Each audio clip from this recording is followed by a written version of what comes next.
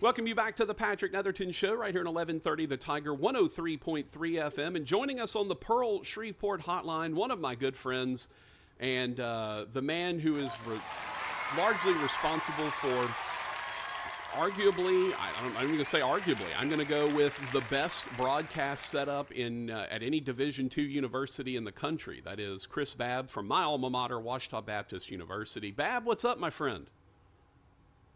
Oh, just sitting in the office, looking through the window out on a beautiful campus. It's quiet, and then I take a look to the left, and my calendar a month out is not so quiet, and we're about a month out from starting broadcast. And our first weekend, we've got Thursday, Friday, and Saturday where we'll have 9 broadcasts that weekend. So the students will get back, have a couple of weeks to get rolling, and then we'll be on the air again. It's fun time. It's coming, man. It seems like the off season is shorter and shorter every year.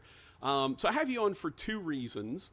One, because you are going to be venturing down here to the SBC to partake in a little Little League Baseball. We'll talk about that in just a moment. But also because obviously you and I are friends. We go way back to the mid-'90s when it comes to being students at Ouachita Baptist University. And what y'all have created, and look, we're doing really good work at Northwestern State, especially having the ESPN platform. Y'all don't have that. Right. But what you have and what you've put together is remarkable. Tell me a little bit about how this all came together. So for folks that don't know, y'all have a production truck, just like most ESPN broadcasts either have a production room or a production truck. Northwestern has a production truck. Y'all have got a trailer that looks basically exactly like ours. How did this all come together? How did it become a thing where y'all are putting out such incredible broadcasts every week? Well, thank you for that. The nice words. I appreciate that. I mean, Patrick. it's true. It's true. I've heard.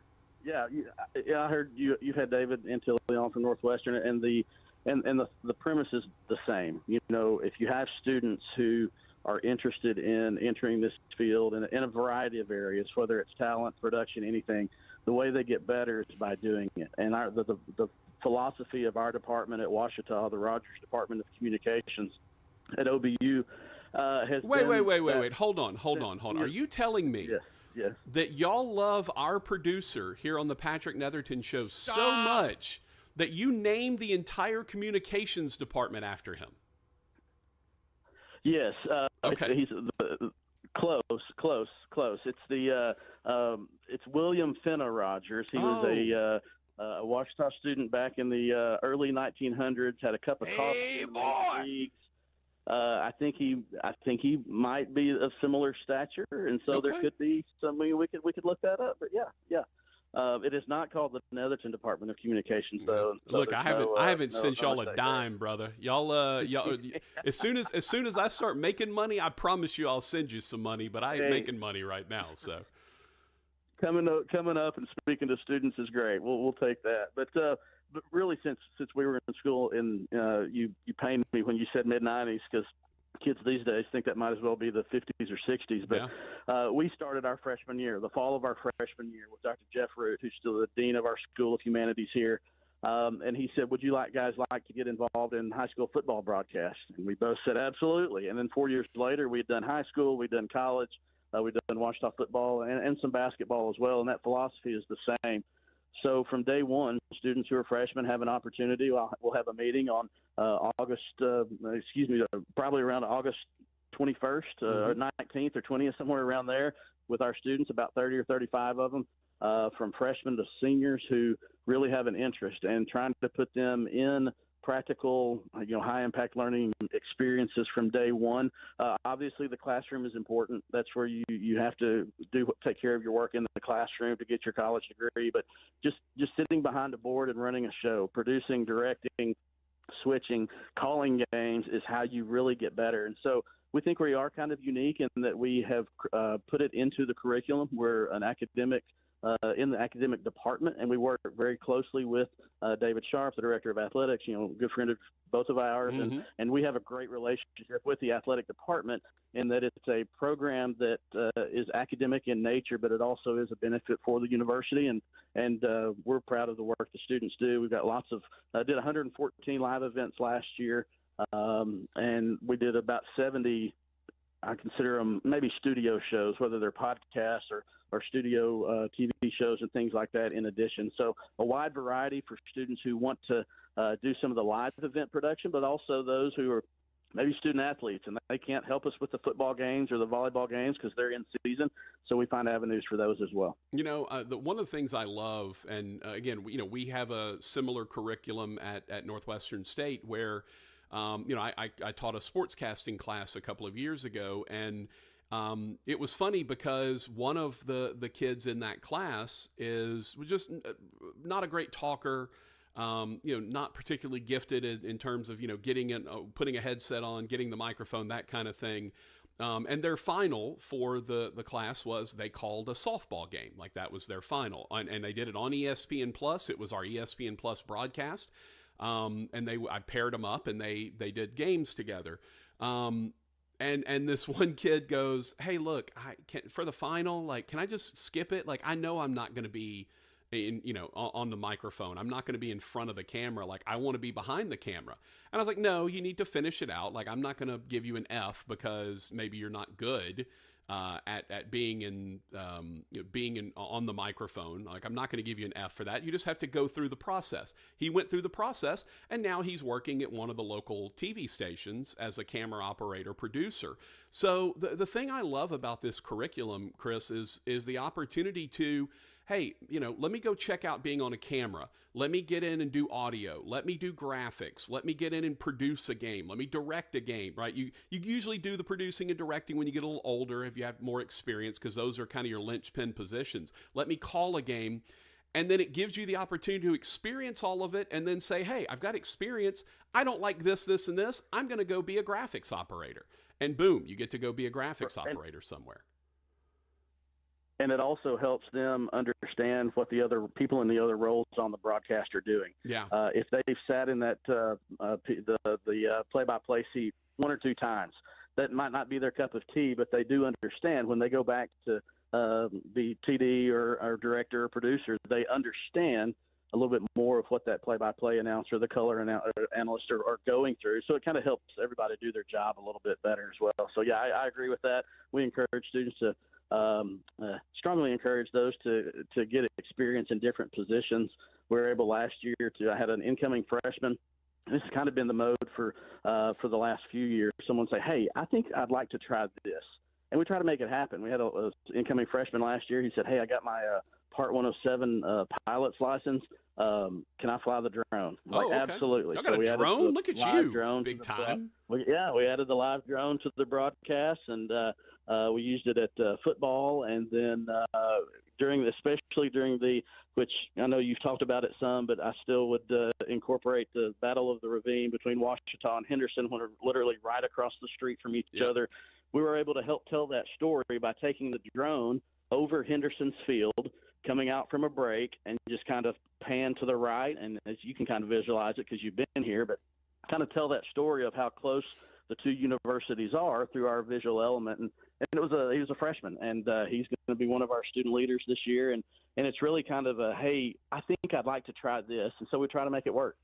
I just not for nothing, but can I perhaps suggest that while the drone is hanging out there, Henderson's lining up for the game-winning field goal, maybe the drone just goes ahead and knocks that field goal away, like maybe a blocked field goal by the drone. I'm just, look, Henderson's cheated plenty. There are rules about where cameras can be. I'm just saying, saying, be inside the limit line. I'm just saying, look, and believe it or not, we did have a game last year. Yeah, we did have a game last year where the opposing team, we kind of had a little momentum, and we're going down the field in the third quarter, and then all of a sudden they say, "Hey, there's a drone up there," and so the white hat stops the game. Right.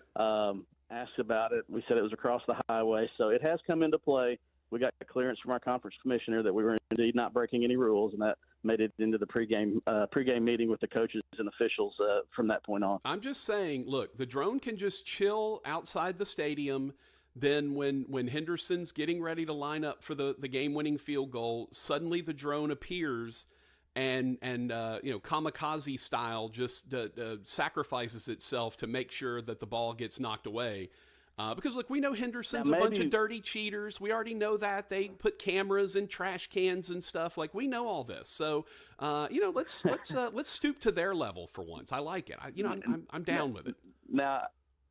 Now, if I'm not mistaken, you probably had their current president for class at Ouachita when we were in school, so he might still have some power to go back and change your grade. I never did. Berry, I never had Trey Berry, so I'm safe. I'm good. And I did, however, and I have to live in the same town with Trey and his wife Kathy, who was my former boss at Ouachita. Right. So I'm gonna stay away from that one. I'll be honest with you. I don't like having people I like associated with the school across the street. Not a fan. I know it's a great opportunity and all that. Graduates in their athletic. I sent this to you, but we had a graphic that had a lot of the places in the world of sports media where our graduates have worked over the last, couple of decades. And it was a pretty impressive list once I started putting it together.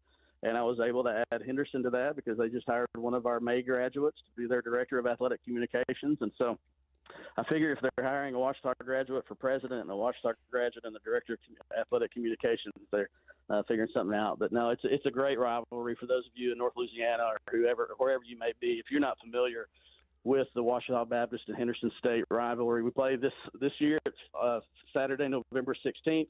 The game is at Henderson State. The Arkansas State Police will block Arkansas Highway 7. It's a 2-lane highway that goes between the Henderson softball field and the Ouachita football field, and the Ouachita Tigers will dress in their own locker room, walk across the highway to Henderson. It's just unique. It's there are bigger rivalries.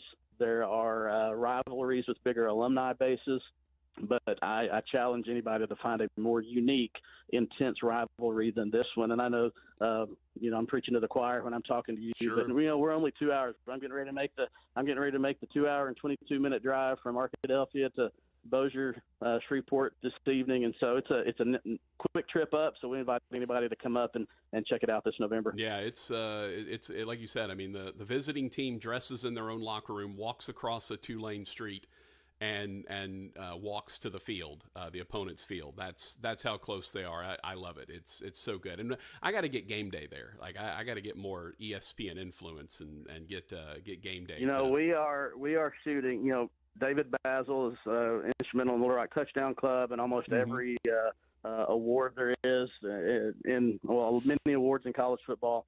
He's pushing. Our friend Rex Nelson, who also has some connections, has pushed. Anytime the Little Rock Touchdown Club has had whether it's Desmond Howard or anybody from the SEC network that has a remote connection to game day, they've made that push. So I think we're going to try to push the 100th. The 100th Battle of the Ravine between Ouachita and Henderson will be in about 3 years, and so we would love for that to be the time that it's gotten some mentions. It got a mention last year on game day, just because of the unique nature of the rivalry. But that 100th edition of the Battle of the Ravine would be a fantastic time for ESPN to come on down.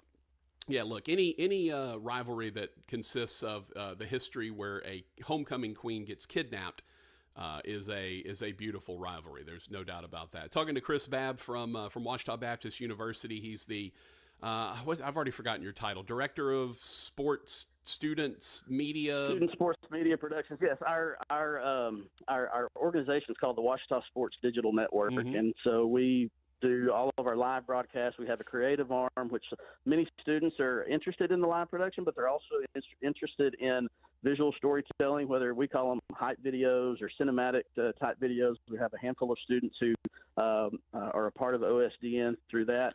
And then we also have experiential learning as well. The last 2 of the last 3 years, we've taken students to the NCAA Final Four. We took students down to New Orleans in 2022. We took students to Houston in 2023 to work in conjunction with the local organizing committee, with the local organizing committee with the Final Four, the media relations side, and working with Warner Brothers Discovery this year about trying to get some students to be able to work in San Antonio in the Final Four on the production side of things. So really try to plug in students and try to help them make connections. So when they graduate, they have connections in the industry, a little network, but they also are able to say, I was involved in 300 to 400 broadcasts during my time at Ouachita. Yeah, it makes a huge difference. All right, you mentioned you're coming down. Tell me a little bit about this Diamond Youth Baseball and how you got involved in this, and then how the team from Arkadelphia is coming down here.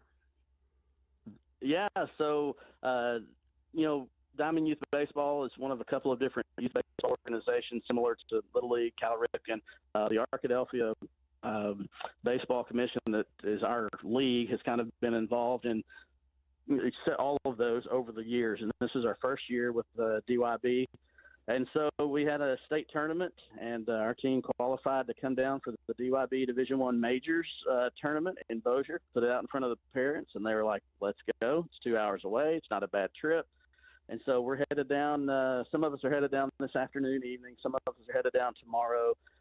Play. There are a few different tournaments there at the Tinsley Athletic Complex. I know you talked about the one they had last week, right? And then this one is the Division I tournament with ours is 12U, and so my son, our youngest of three, is 12, and so this is his 12-year-old year, and exiting the youth sports, I guess the children's sports avenue. And so my son and I are two of the three, our oldest, our son who's in college, he and I, along with another gentleman, are coaching the team. And so we're headed down. And so hopefully we'll have success on the field, but regardless, we'll have great memories. Even if the memories on the field don't end up being so great, I'm sure the ones they make from meeting, teams from across the region and the country will be great. My oldest was able to play in a different organization's World Series out in North Carolina when he was 12, and he still stays in contact with a young man who's actually an offensive lineman at University of Washington. There you go. So he makes contact with him. Watched him in the playoff last year, and so just a neat opportunity for these boys and these families, and we're looking forward to coming down for the weekend. I thought for sure you were going to say an opportunity for them to meet me, as really that was next. That was. You just. I took a breath. Okay. I paused and I took a breath, and that was going to be what was coming out next. Right. So you just beat me to it. Yeah. Well, look, it's a lot of fun, by the way. The emceeing the one last week was hilarious. I have already seen the script for the one tomorrow night. And I'm not slipping you any answers to any questions, just so you know, because we do have a trivia aspect of the night. So tell your kiddos to brush up on their trivia, because there brush up on the trivia. I'll do. Yeah. I'll tell them to do that on the way down tomorrow. Yeah, tell them to what I wanted to do. I was hoping that because one of the rounds is coaches. From it's like one coach from Louisiana, one coach from Mississippi, one coach from Tennessee, that kind of thing. And I was hoping that it would be coaches and one would be from Arkansas, and I'd get you up there and I'd ask just Ouachita Baptist questions, like no matter what was on the screen. It would just be like, who's the Ouachita Baptist football stadium named for, right? Like it would. I'm just throwing you. Yeah, I would throw you layups that the guys from Mississippi and Tennessee or whatever would have no idea. That would be one way to guarantee a win for me, if you could ask just Ouachita-centric questions. That would be. Yeah, unfortunately, we're not calling up the coaches from Arkansas, so I believe it's going to be some players from Patrick, Arkansas. I got to be honest. That's right. That is Patrick.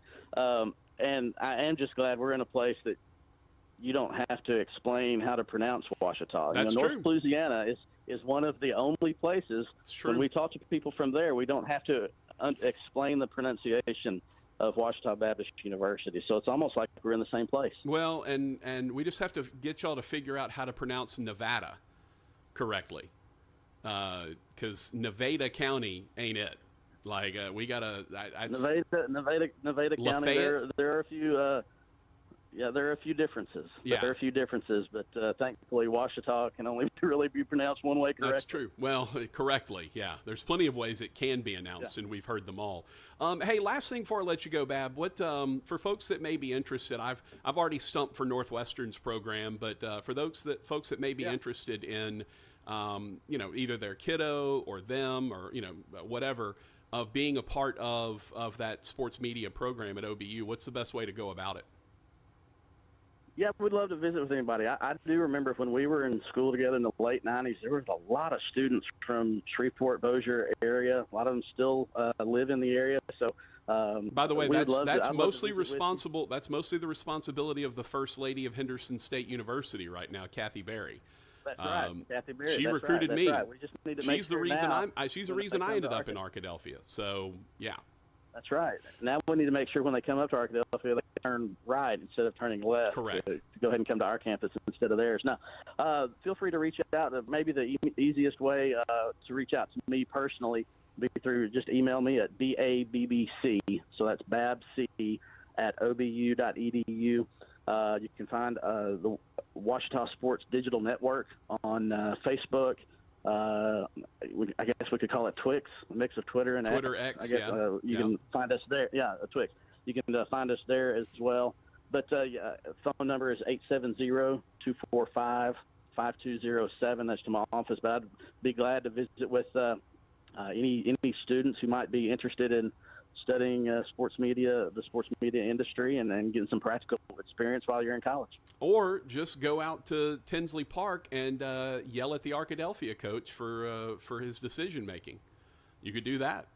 You will not be alone. You will not be alone. I'm sure. I mean, look, There's a reason that I'm a youth coach, and there's a reason I'm a youth coach, and it stops after 12. Yeah. So this will most likely be it. I've worked with coaches, as you know, through all of my career, as have you, and so I have a reverence for the job that coaches have to do, no matter what level, and I'm understanding that firsthand. As you coach youth baseball. Yeah, I may show up we're and just going to have a fun, heckle you. We're going to have you heckle. Just don't come up with any of the inside jokes. If you stay inside jokes, the umpires aren't going to understand it anyway. Right. So any cover monster stuff like that. But, right. But yeah, we're going to have a great time. The thing about it, I do think I was an athletic director in high school, and I think that gave me a better perspective as being a sports parent and a youth sports coach. Is these are experiences that these boys will never forget. They can learn nice lessons, and somebody's going to go 0-3 this weekend. Somebody's not going to lose a game, but they can all have a good experience regardless, and that's what we're trying to do this weekend. They're all going to get to see me tomorrow night, and look, it's all downhill from there. Okay. Somebody's going to go 0-4. Then I forgot about that. Hey, how dare you? Babb, as always, my friend. You're the best. Looking forward to seeing you tonight and tomorrow night. Y'all travel safe, brother. All right. Thanks, Patrick. Rogers, bless you all the time. Bless you. Hey, boy. Yeah. Hambone will take it. Thank you, Babb. There you go. Appreciate you, brother. That was it was Chris Babb, the director of student sports media at Ouachita Baptist University.